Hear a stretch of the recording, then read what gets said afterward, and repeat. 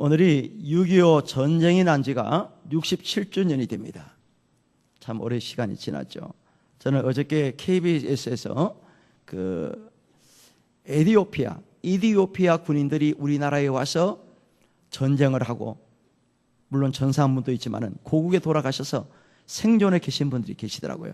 그분 세 분이 한국에 오신 걸 텔레비에 나왔습니다. 제가 그걸 보고 야, 정말로 대단하신 분이더라. 이 대한민국을 제2의 나라로 알고 있대요. 자기 나라가 1위고 그 다음에 대한민국이 2위입니다. 그분들 마음속에 18, 19에 와서 전쟁하다가 세상 떠난 전우들이 있고, 자기들은 살아서 지금 86세, 90세까지 되신 분도 있더라고요. 그분들이 생존해 계시는데, 그분들 마음속에 우리 대한민국은 제2의 나라다, 우리 형제 나라다, 그렇게 생각하고 계셔요. 지금도. 그걸 보니까 참 눈물이 나더라고요. 그분들이 대한민국 아는 나라가 아니잖아요. 자기들보다 못 살았대. 그때 1950년대 전쟁하러 왔더니 에티오피아 지금 못 사는 나라잖아요. 아프리카. 근데 그때 자기들 나라보다 못 산 나라가 한국이었답니다. 지금 깜짝 놀라는 거예요. 이분들이 와서. 이렇게 대한민국이 발전할 생각도 못했대요. 참 그걸 보면서 그분들의 헌신과 희생이 있었기 때문에 이 나라 공산화 되지 않고 유엔이 와서 이렇게 참전해서 그래도 반통알이 났지만은 우리가 평화롭게 살잖아요. 물론 우리나라 군인들도 많이 죽었지만은 참 6.25 전쟁은 참 불행이죠. 우리 어르신 가운데서 6.25를 겪으신 분도 아마 계실 거예요. 정말 전쟁은 다시 일어나서는 안 될 거다. 아마 다 그 생각하실 거예요. 이 시간에 한국 전쟁에 관한 얘기는 아니지만은 어떤 한 가정 얘기를 좀 합니다. 돈이 많은 부자가 있었습니다. 이 가정은 돈이 많아서 미술품, 아주 유명한 화가들이 그린 그림을 소장하는 그런 집입니다. 많이 사들여온 거예요. 돈이 많아서. 그런데 월남전이 발발했습니다. 월남전이 발발하는 바람에 그 집 아들이 월남전에 참전을 한 겁니다.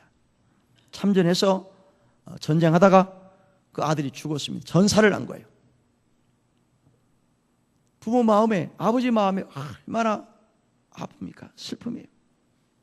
남의 나라의 전쟁에 갔다가 전사를 했으니 꼭 남의 나라만 뿐만 아니죠. 전쟁이 나서 사람이 죽었을 때, 내 사랑하는 자식이 죽었을 때, 내 남편이 죽었을 때 얼마나 큰 고통입니까? 슬픔에 잠겼어요. 그리고 한 달쯤 지났습니다. 그 집에 어떤 젊은이가 찾아왔습니다. 인사를 합니다. 어르신, 저를 잘 모르시겠지만 저는 아드님을 잘 아는 사람입니다. 왜 아느냐? 아드님 때문에 제가 살아났습니다. 그러더라는 거예요. 전쟁을 하는 중에 자기가 부상을 당했는데 이제 빨리 치료를 받아야 될 거 아니에요. 부상당했으니까. 자기가 움직일 수 없으니까 그 아드님이 자기를 업고 이제 가는 거예요. 가다가 총에 맞아서 업고 있는 그 사람 아들이 죽었다는 거예요. 자기는 부상을 당했지만 살았대요. 그러니까 자기 생명은 전사한 전후 아드님 때문에 제가 살았습니다. 인사를 하려고 그 집에 온 거예요. 왔는데 물건을 하나를 가져왔더래요. 그게 뭐냐 그랬더니 제 성입니다. 이걸 팔아주세요. 그래서 풀어봤더니 그림입니다. 그림. 제가 알기로는 그림을 이렇게 수집하는 걸 제가 알고 있는데, 제가 잘 그린 그림은 아니지만은 제가 직접 그린 그림이니까 이걸 성의로 팔아주세요 해서 팔았더니 그 그림이 무슨 그림이냐? 그 집 아들 초상화였답니다. 전사한 아들의 초상화를 그 전우가 그린 거예요. 나를 대신해서 죽었던 그 전우 얼굴을 사진을 보고 초상화를 그린 거예요. 그리고 이걸 가져와서 그 아버지에게 드린 거예요. 받아주십시오. 제가 드릴 건 없지만은 성이니까 아르님의 초상합니다. 그거를 받아든 아버지가 한없이 울었습니다. 그러면서 돈이 좀 많으니까 돈을 좀 주려고 그랬어요. 그 친구에게. 돈 받지 않습니다. 이미 제 목숨을 살려냈기 때문에 제가 어떻게 돈을 받을 수 있겠습니까? 그리고 집으로 돌아가고요. 그 아버지는 그 아들의 초상화를 자기 거실 벽난로 위에다가 올려놓고 항상 바라보고 있는 거예요. 그 거실에는요, 여러 작품들이 또 걸려 있습니다. 그렇지만은 그 아버지는 항상 자고 나고 어디 갔다 들어와도 그 아들 초상화를 바라보고 그렇게 살았습니다. 얼마 시간이 지난 다음에 그 집 아버지가 돌아가셨어요. 돌아가시면서 유언을 했습니다. 어떤 유언이냐? 내가 소장하고 있는 이 모든 작품들을 경매로 내놓아라. 팔라는 거예요. 그래서 그 아버지 유언 따라서 모든 작품을 경매로 내놓았습니다. 그런데 그 작품 안에는 그 집의 아들 초상화도 경매로 내놓은 겁니다. 경매인이 이제 경매를 합니다. 수많은 사람들이 유명한 작품이 있기 때문에 왔습니다. 작품을 사려고. 이제 경매를 시작합니다. 맨 먼저 작품을 소개합니다. 사람들이 어떤 작품을 맨 먼저 팔 것인가? 유명한 작품을 먼저 팔 것이라고 생각하고 다 앞을 주시하고 있는데 맨 먼저 이분의 아들의 초상화부터 입찰을 하겠습니다. 그런 거예요. 그랬더니 그림을 사러 왔던 사람들이 막 웅성웅성 하는 거예요. 아니, 우리는 그 그림 필요 없습니다. 유명한 작품부터 합시다. 막 소리치는 거예요. 그러나 경매인은 아랑곳하지 아니하고 이 아들 초상화부터 시작하겠습니다. 먼저 10불로 시작합니다. 10불. 얼마 안 돼요. 원하는 분 있으면 손 드세요. 아무도 손 안 들어요. 그 아들 초상화 뭐 돈이 나갑니까? 아무도 안 해요. 또 10불이에요. 10불. 화가 났어요. 사람들이. 아니, 우리가 그런 그림 살려고 온 거 아니다. 유명한 작품부터 시작하자.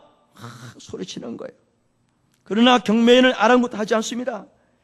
아들의 초상화, 이 아들의 초상화를 원하는 분 있으면 빨리 손 드세요. 10불로 드립니다. 그래도 아무런 반응이 없습니다. 여러분 그럴 거 아닙니까? 여러분들이 어디 물건 사러 갔는데 시시하게 뭐 1,000원짜리부터 차가면 누가 삽니까? 물론 필요한 분은 사겠지. 그러나 지금 여기는 그런 물건 사러 온 사람들이 아니에요. 부자들입니다. 작품을 살려 온 거예요. 그런데 경매인을 아랑곳하지 않고 초상화부터 한다는 거예요. 막 화가 났겠지 사람들이. 그러는 중에 저 뒤에서 어떤 사람이 손을 들었습니다.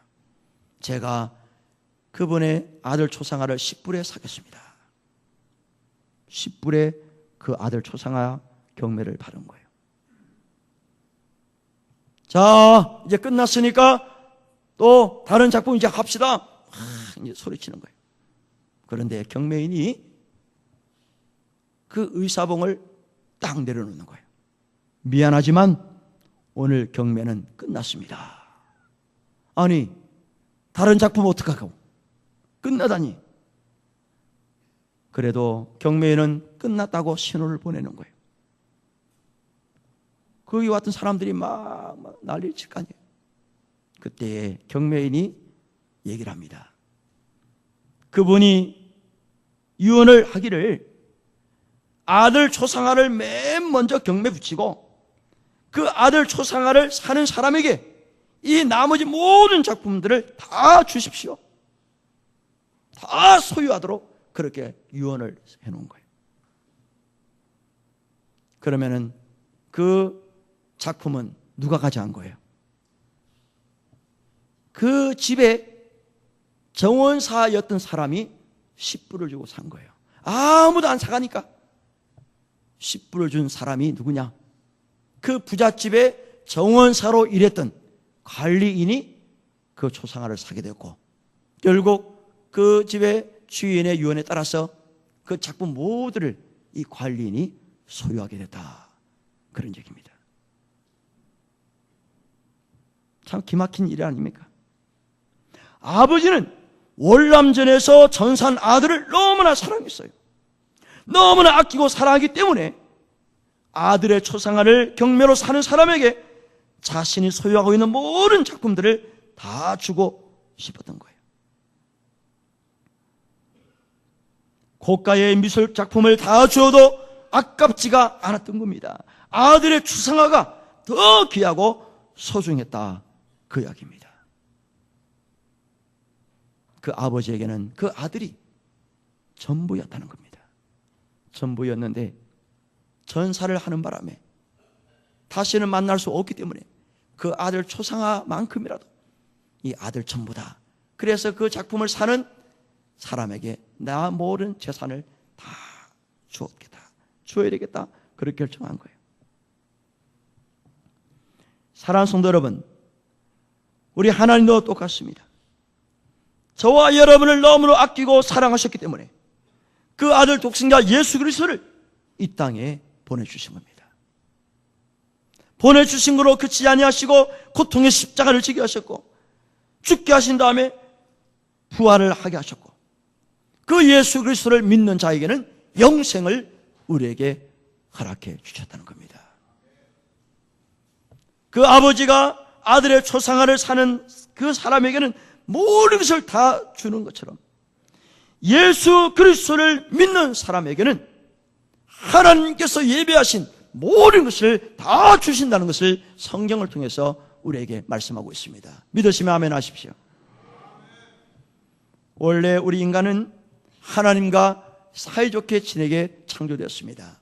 뭐 사이좋다는 말이 좀 어폐가 있긴 하지만은 하나님이 인간을 창조하셨을 때 항상 동행하도록 항상 가까이 주님과 함께 살도록 창조되었습니다. 그게 에덴 동산 아닙니까? 늘 동행하셨고 돌봐주셨고 지켜주셨고 사랑해 주셨어요. 마치 부모 자식 간처럼 늘 이렇게 아껴주셨어요.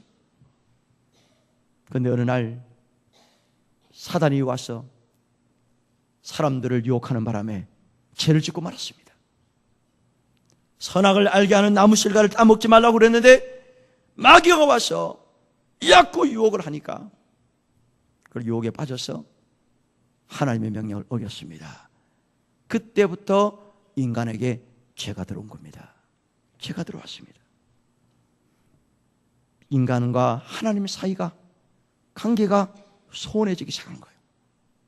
금이 갔습니다. 깨졌어요. 단절이 됐습니다. 끊어졌어요.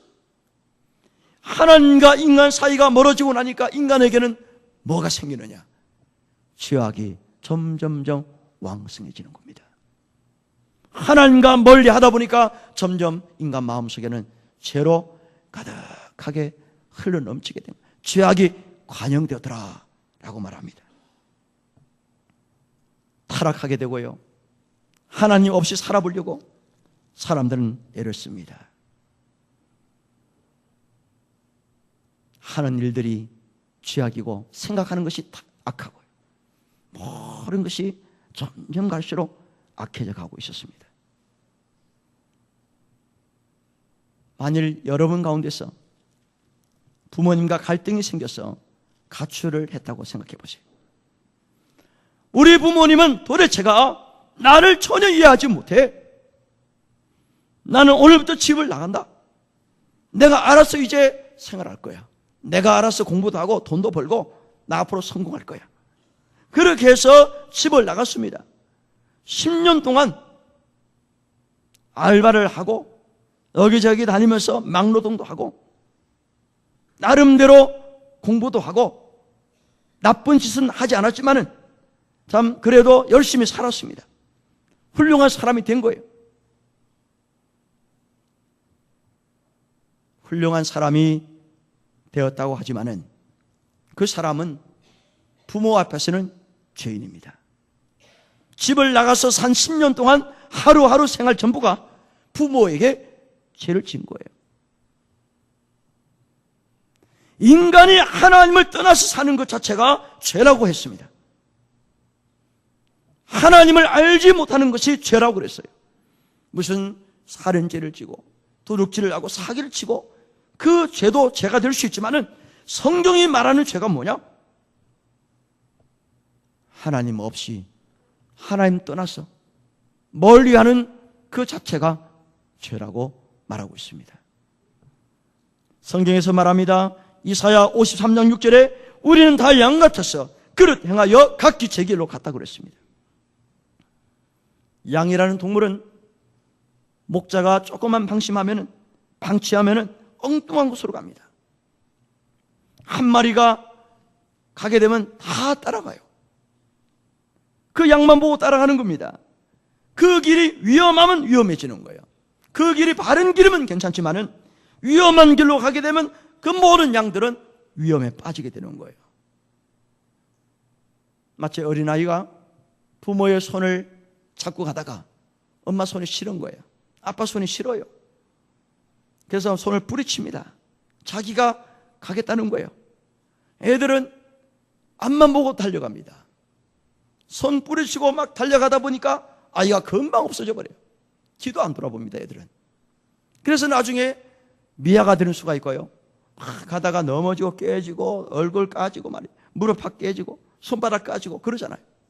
엄마 손을 붙잡고 있으면 되는데 싫다는 거예요. 노라는 거예요. 자기가 가겠다는 거예요. 바로 우리가 하나님과 관계가 그랬다는 거예요. 하나님을 떠나니까 우리의 삶이 불안과 초조와 걱정과 근심과 염려가 가득하게 넘치게 되는 거예요. 우리 성도님들 하루하루 살아가시면서 오늘 여기 오신 분들은 뭐 그런 분은 안 계시겠지만은 주님을 떠나고 믿음에서 자꾸 떠나고 교회와 점점 멀어지는 사람들은 마음이 행복해지고 즐겁고 기쁘고 감사가 넘치고 은혜가 넘치고 야, 내가 왜 진짜 이걸 몰랐을까? 그런 분 계세요? 그런 분 계시면 그건 비정상입니다. 안 그래요? 하나님을 떠나고 믿음에서 떠나고 교회와 자꾸 멀어지는 사람은 불안과 초조와 걱정과 금신과 염려만이 그 마음을 가득 채워지고 있는 거예요. 생각하는 것이 이상한 생각하고요. 행하는 것이 하나님 기뻐하지 않는 일을 하게 되는 거예요. 왜? 하나님을 멀리 하니까. 교회와 자꾸 멀어지니까. 하나님 중심, 말씀 중심, 주일 중심의 삶이 아니라 내 중심의 삶, 세상 중심의 삶을 살다 보니까 그런 거예요. 제가 여기 오기 전에 성수주일이라는 책을 제가 잠깐 보고 왔습니다. 김남준 목사님이 쓰신 그 책인데 그 내용 가운데 이런 글이 있었습니다. 어떤 세 자매가 같은 교회를 잘 다녔습니다. 여자 청년들이에요. 한 청년은 교사도 하고 열심히 봉사를 했다는 거예요. 그런데 어느 날 셋이 이제 식당에 가서 우동을 먹었답니다. 우동을 먹는데 그 식당에 여러 청년들이나 젊은 사람들이 밥을 먹고 있는 거 아니에요. 우동을 먹는 중에 한 자매가 이렇게 얘기를 하더라는 거예요. 야, 우리 좀 그렇지 않아? 오늘 주일인데 우리 이게 뭐냐 이거예요. 하루 종일 교회 아침 일찍이 와서 교사해야지, 뭐 예배 드려야지, 또 뭐 청년부 예배도 가야지. 에? 안 가면 자꾸 뭐라 그러고 교육자들이 목사님이 뭐라 그러니까 안 갈 수는 없고 하루 종일 피곤하다는 거예요. 그러면서 이제 신세 타령을 하는 거예요. 셋이 모여가지고 이제 우동 먹고 뭐 또 커피 한 잔 먹으면서 얘기를 했겠지. 야, 이게 좀 아닌 것 같아. 어? 왜 좀 다른 방법 없을까? 그러니까 다른 친구가 그래 맞아. 이 두 명은 그렇게 열심히 하는 친구들이 아니에요. 그냥 왔다 갔다 하는 친구들이에요. 이거 그 친구들이 또 막 옆에서 막 맞장구를 치는 거야. 그렇지. 야, 너 얼마나 피곤하냐. 아침 9시에 뭐 주일학교 예배 드려야지. 그 다음에 또 교사들 뭐 11시 예배 드리라고 그러지. 또 그걸 끝나고 밥 먹자마자 또 뭐 청년부 예배 오라 그러지. 피곤하지? 아, 그래, 나도 피곤해. 솔직히 말해서.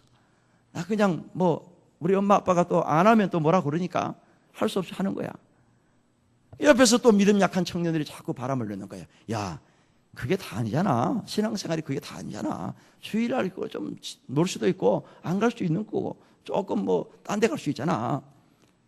그러다가 이제 마음이 어떻게 하나가 돼버린 거야. 어떻게 하나 된 거예요? 이상한 방향으로. 야, 너 교사 그만둬. 그거 찬양대 그만둬. 그거 뭐하러 해. 그거 피곤한데. 그랬던 그 자매가 내려놨어요. 이 두 청년 얘기를 듣고, 친구 얘기를 듣고 교사도 그만두고 뭐 봉사를 이제 안 하기 시작하는 거예요. 그러다 보니까 이제 청년부 예배도 이제 나올 동 말동이야. 원래 두 자매는 뭐 열심히 다니는 친구가 아니에요. 친구 따라 오는 친구인데 그 셋이 마음이 하나 돼버린 거야. 야, 참 좋다. 주일날 아침 일찍 갈 이유도 없지. 뭐 오후에 뭐 청년부 예배 갈 필요가 없지. 너무나 신나거든. 야, 주일날 그 노는 데 가서 그 예배하면 되지 뭐. 그래. 그 휴양지 예배 있잖아. 교회 있잖아. 여기만 교회냐. 그러면서 이제 거기 가서 예배 드리고 가끔 늘 하는 것도 아니지. 그래서 신나게 6개월 동안 이제 뭐 교회가 점점 멀어지고 이제 그런 거예요. 그 다시 셋이서 처음에 만났던 우동집에서 또 우동을 먹었대요. 우동을 먹으면서 한 친구가 야, 우리가 한 6개월 동안 이렇게 참 자유롭게 우리가 행동했는데 네 마음은 어떠냐? 너 마음은 어때? 그랬더니 처음에 열심히 냈던 그 자매가 이거 아닌 것 같아. 이거 아닌 것 같은데. 그랬더니 옆에 있던 자매 둘이도 똑같이 이구동성으로 그래, 우리가 좀 잘못된 것 같아. 뭔가 이상해. 깨달았다는 거예요. 여러분, 하나님 중심의 삶을 살다가 주일 중심으로 삶을 살던 그 친구들, 자매들이 뭔가 조금 자유를 느끼고자, 만끽하고자 교회와 좀 멀어지고 벗어나려고 했는데 6개월의 삶이 되돌아보니까 허공이었다는 거예요. 잡히는 게 아니었다는 거예요.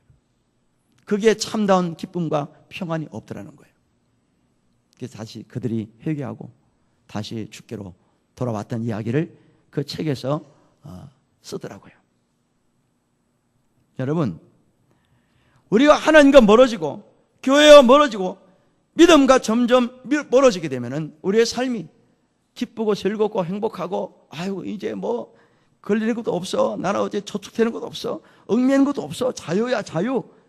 그래서 멀리 이렇게 살아본들 하나님의 떠난 삶은 불안과 초조와 걱정과 근심과 염려만이 찾아오는 거예요.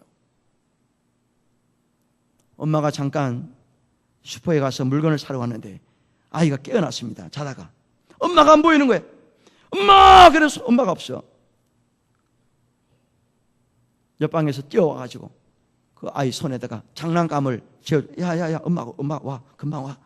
그래 안 울어요. 계속 울어요. 또 맛있는 과자도 막 갖다 줘요. 야 이거 먹어. 애가 안 먹어요. 왜 안 먹습니까? 엄마가 안 보이는 거야. 엄마가 없어. 그때 마침 슈퍼에서 물건을 사서 엄마가 방을 딱 돌았더니 장난감 과자 아무 소용없는 거예요. 엄마 품에 안기는 거예요. 사람은 원래 하나님의 형상의 지음을 받은 인간들입니다. 그래서 하나님 자녀라고 그래요. 그런데 인간이 죄를 짓고 하나님과 멀어지고 하나님을 떠난 그 삶이 행복하고 기쁘고 즐겁고 그럴 줄 알았는데 불만과 갈증만이 계속 생기더라는 거예요. 나는 부모 없이도 살 수 있어. 나는 부모 잊을 거야. 아무리 애를 써봐도 그 마음 평안이 없는 거예요. 아무리 나가서 성공을 하고 돌아오도 평안이 없는 거예요. 하나님을 떠난 인간의 삶은 진정한 평안, 진정한 사랑이 없어요. 오늘 많은 사람들이 사랑을 찾기 위해서 갈구하고 있습니다. 인간적인 사랑, 또 어디에 집중한 사랑, 여러 가지 사랑을 해보려고 애를 써요. 그러나 잡히지가 않아요. 우리 젊은 사람들이 좋아하는 프로가 있습니다. 우결이라는 프로가 있습니다. 우결. 우리 결혼했어요라는 프로입니다. 보신 분 계실 거예요. 젊은이들에게 상당히 인기가 있습니다. 거기 나오는 부부는 가상의 부부입니다. 진짜로 결혼한 부부가 아니고 가짜들이 가짜. 연예인들, 남자, 여자. 그 생활하는 모습을 TV에 방영합니다. 젊은 사람들이 굉장히 좋아해요. 왜 그러는 줄 아세요? 야, 나도 저렇게 살아봤으면 좋겠어. 선망의 대상입니다. 얼마나 멋져요.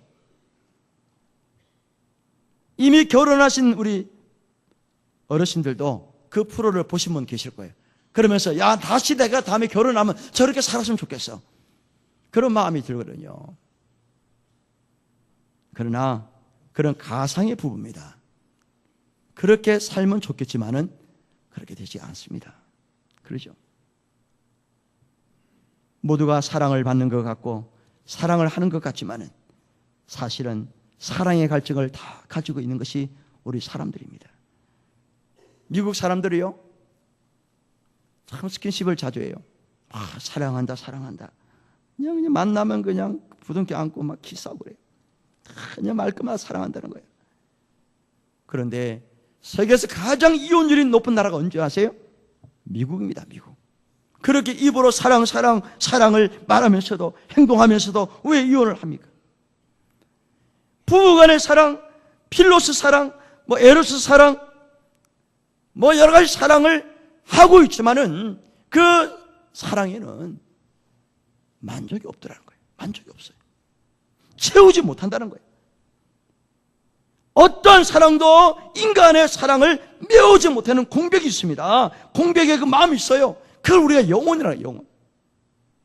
하나님께서 잃어버린 그 공백의 마음, 영혼에 주님께서 또 다른 사랑을 불어넣으셨다는 거예요. 그게 뭡니까? 독생자 예수 그리스도입니다. 할렐루야. 하나님 자신이 인간의 몸을 입고 오셔서 우리를 사랑하시기 때문에 십자가에 죽으신 거 아닙니까?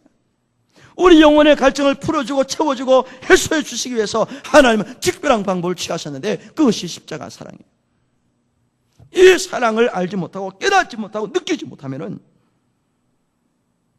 우리의 사랑, 우리의 영혼의 갈증은 계속되는 거예요. 우리 하나님은 사랑의 본체십니다. 사랑의 본질이에요. 하나님은 사랑이시라 그랬어요. 하나님의 사랑을 입은 사람만이, 그 사랑을 받는 사람만이 영혼의 갈증을 풀 수 있고 영혼을 행복하게 살 수 있는 거예요. 그러면 그 방법이 뭐예요? 예수 그리스도를 믿는 겁니다. 주님을 영접하는 거예요. 따라합시다. 주님을 믿는 것이다. 영접하는 거예요. 내가 곧 길이요 진리요 생명이니 나로 말미암지 않고는 아버지께로 올 자가 없다고 그랬습니다. 주 예수를 믿으라. 그리하면 너와 내 집이 구원을 얻으리라고 그랬습니다. 예수님을 믿으면 하나님의 사랑을 받게 되는 거예요. 하나님의 사랑을 받게 되면 하나님의 사랑을 할 수 있는 거예요. 하나님의 사랑을 받고 하나님의 사랑을 하면은 하나님의 사랑을 알게 되는 겁니다. 처음에 제가 말씀드린 그 그림, 아들 초상화를 사는 사람에게 내 모든 전 재산을 가져가라 주라고 그렇게 유언을 하지 않았습니까? 그 초상화는 아들의 인격을 얘기하는 거예요. 전부를 얘기하는 겁니다. 이미 전사는 했지만 우리 예수님도 마찬가지예요. 우리를 위해서 세상을 떠나셔 죽으셨어요. 그분을 믿는 것은 하나님의 사랑을 다 받는 거예요. 하나님의 사랑을 입는 겁니다. 예수 그리스도를 믿게 되면 하나님의 사랑을 우리가 다 받게 되는 거예요. 그 사랑을 받을 때만이 우리의 영혼의 갈증이 해소되고 채워지는 겁니다. 남녀가 사귀어서 결혼을 합니다. 결혼하면 자녀를 낳아요. 그리고 가정을 이루게 됩니다. 그게 결말 아닙니까? 그게 열매 아닙니까? 하나님의 사랑의 종착점은 어디냐? 영생입니다. 구원입니다. 영원한 생명을 우리에게 주셨고 하나님 나라를 유업으로 상속으로 주신다고 말씀하셨습니다. 오늘 예배 나오신 여러분들 어떤 사랑을 간구하고 계십니까? 어떤 사랑을 집중하고 있습니까? 먼저 하나님의 사랑에 그 깊은 사랑에 빠르시기를 주의 이름으로 축원합니다. 주님이 여러분을 사랑하세요. 주님을 사랑하는 사람은 영원한 생명을 주신다고 말씀하셨습니다. 이 말씀 기억하셔서 하나님 사랑이 제일 먼저다. 그 사랑을 내 마음에 느끼고 깨달았어. 또 그 사랑을 받았어. 주의 그 사랑을 다른 사람에게, 모르는 사람에게 나눠주고 베풀고 섬길 수 있는 그런 여러분 되시기를 주의 이름으로 축원합니다. 주님은 여러분을 지금도 사랑하고 계세요. 그 사랑을 입은 우리가 아직도 하나님의 사랑을 알지 못하고 깨닫지 못하고 느끼지 못하는 그 심령에게 이 사랑을 나눠주자는 거예요. 전달하십시다. 주님은 그렇게 하라고 우리에게 말씀하고 있는 겁니다. 이 말씀 꼭 기억하셔서 하나님의 사랑이 여러분 마음속에 항상 풍족해서 여러분 영원히 항상 샘솟던 살아갈 수 있는 저와 여러분 되시기를 주의 이름으로 축원합니다. 우리 찬양하십시다.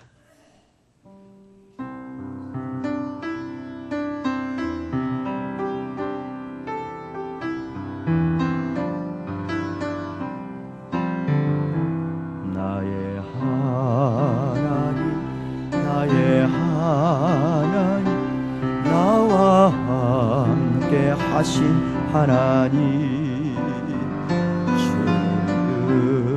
뜻대로 살기 원하여 이처럼 간구합니다. 아버지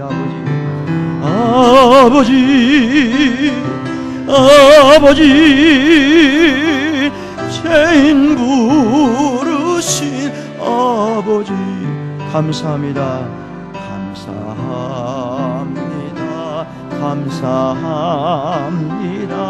늘 찬송하게 하소. 아버지 주여 아버지 은혜 베푸신 아버지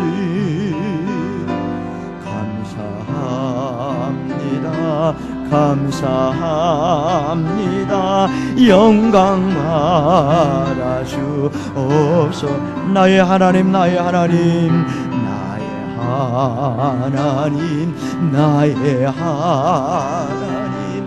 나와 함께 하신 하나님 주님 뜻대로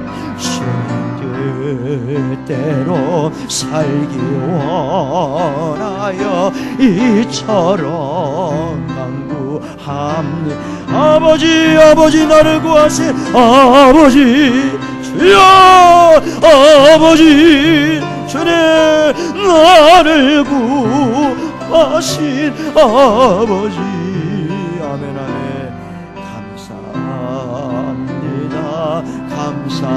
감사합니다. 늘 용받쳐 살여 아버지 축복해 주세요. 아버지 주여 아버지 아멘 축복해 주신 아버지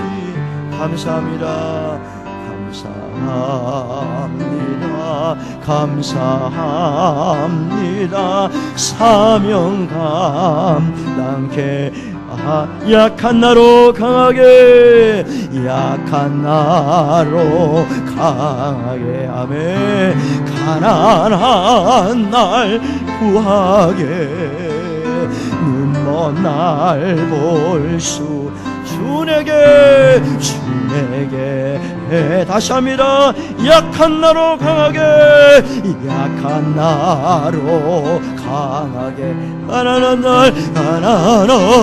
날 구하게 아멘 먼 날 볼 수 주에게 내게 호산나 호산나 호산나 죽인다 어린 양 주여 호산나 호산나 예수나 호산나 호산나 다시 합니다 호산나 호산나 죽인다 어린 양 아멘 아멘 호산나 호산나 예수 다시 사셨네